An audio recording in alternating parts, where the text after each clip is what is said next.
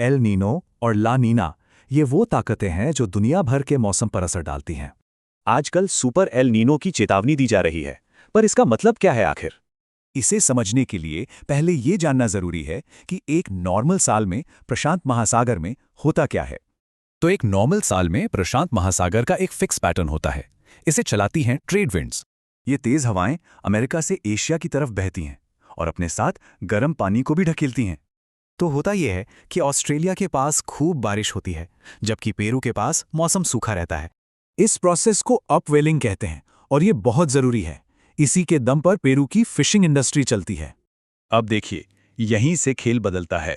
El Nino इस normal pattern को पूरी तरह से बिगाड़ देता है। शुरुआत होती है ट्रेड विंड्स के कमजोर पड़ने से, जिससे गर्म पानी वापस पूरब की तरफ खिसकने लगता है। इसका नतीजा, जो इलाके हमेशा नम रहते हैं जैसे ऑस्ट्रेलिया और भारत, वहां सूखा पड़ जाता है। और पेरू में गर्म पानी की वजह से मछलियों को खाना नहीं मिलता और फिशिंग इंडस्ट्री ठप हो जाती है। तो ये था एल नीनो। अब बात करते हैं ला नीना की, जो एल नीनो का ठीक उल्टा है। ला नीना मतलब नॉर्मल साल के मौसम का एक सुपरचार्ज्ड वर्जन। इसमें ट्रेड विंड्स और भी ज्यादा तेज हो जाती हैं और भी ज्यादा गर्म पानी पश्चिम की ओर धकेलती हैं। नतीजा, दक्षिण पूर्व एशिया में भयानक बाढ़, जबकि दक्षिण अमेरिका गंभीर सूखे से जूझता है। लेकिन प्रशांत महासागर की इस हलचल का असर पूरी दुनिया पर पड़ता है, खासकर भारत पर। जब भी एल नीनो आता है, भारत में मॉनसून अक्सर कमजोर पड़ जाता है और सूखे का खतरा बढ़ जाता है। आंकड़े खुद बोलते हैं।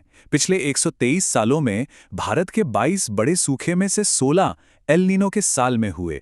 1972, 1987, 2002 और 2015 ये साल इसी खतरनाक कनेक्शन की याद दिलाते हैं। पर असर सिर्फ भारत तक ही नहीं है। एल नीनो पूरी दुनिया के मौसम का मिजाज ही बदल देता है। इतिहास की सबसे बड़ी जलवायु आपदा द ग्रेट फैमिन भी एक बहुत ताकतवर एल नीनो की वजह से ही हुई थी। तो भविष्य को लेकर एक बड़ा सवाल उठता है, क्या आने वाले एल नीनो और भी खतरनाक होंगे? वैज्ञानिक इसे मेगा एल नीनो कहते हैं। यह तब होता है जब समुद्र का तापमान 2 डिग्री से ज्यादा बढ़ जाता है। क्लाइमेट चेंज की वजह से गर्म होती दुनिया आने वाले एल नीनो को और ज्यादा ताकतवर बना सकती है। तो अहम सवाल यही है, क्या मौसम की यह खतरनाक उठापटक ही हमारा नया नॉर्मल बनने जा रही है?